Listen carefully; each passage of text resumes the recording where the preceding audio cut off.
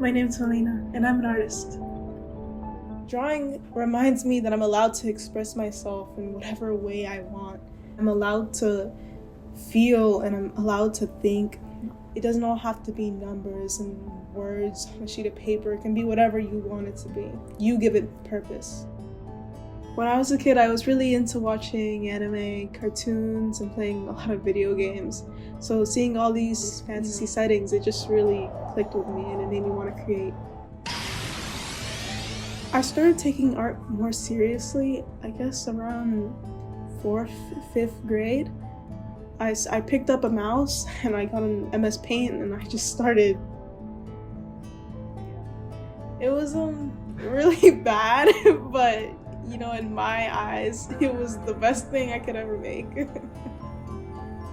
Nearly a decade later, and I'm still learning. I'm still creating and I'm still pursuing the thing that makes me the most happy.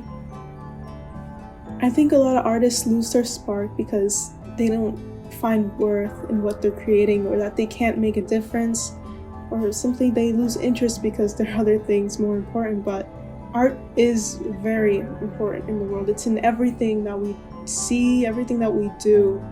Art is always a fundamental.